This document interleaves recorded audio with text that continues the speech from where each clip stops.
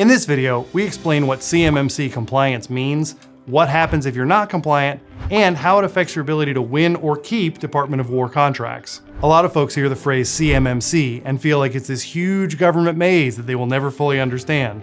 So let's clear the fog and explain what it actually means and what happens if you're not fully compliant. First things first, CMMC stands for Cybersecurity Maturity Model Certification. It's the Department of War's way of making sure that contractors and subcontractors handling its sensitive information are protecting it at a consistent, reliable level. Think of it like the DoD giving everyone the same playbook so that one weak link does not expose the whole chain. If you do business with the DoW and your work involves federal contract information or controlled unclassified information, CMMC is not optional for that work. It's being written directly into contracts as a condition of award over the next few years. If you want to know more about CMMC specifically, check out this video. So here's the meat and potatoes about this video. What happens if you're not compliant? The reality is pretty straightforward. If you're working on a Department of War contract that requires a certain CMMC level, or acting as a subcontractor on one of those contracts, being out of compliance can cost you the work. This applies to CMMC Level 1, Level 2, and Level 3, especially if you handle FCI or CUI. You can lose the contract you already have or be blocked from bidding on new ones. Not every contract requires CMMC, but for any project that involves controlled unclassified information, or even basic federal contract information, the DoW expects you to follow the specific security practices tied to that level.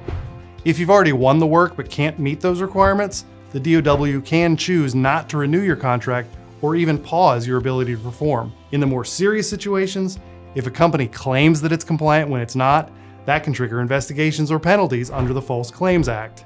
Organizations are going to court cases about false claims every day.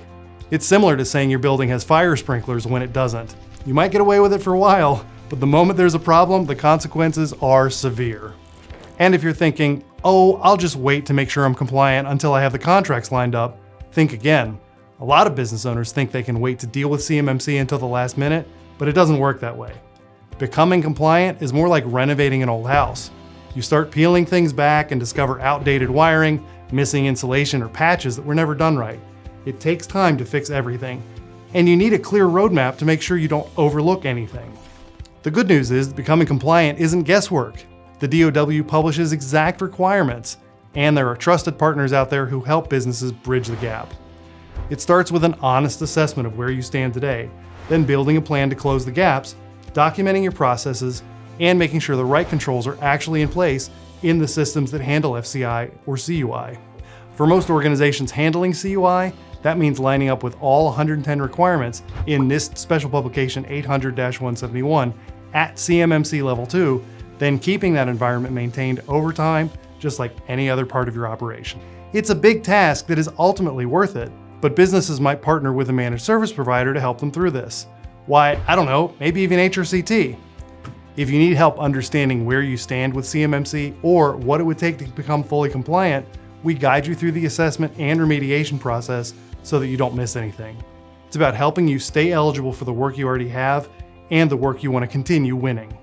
Thanks for watching. If you ever want to talk through what compliance looks like for your organization, we're here to make the path a lot easier to follow.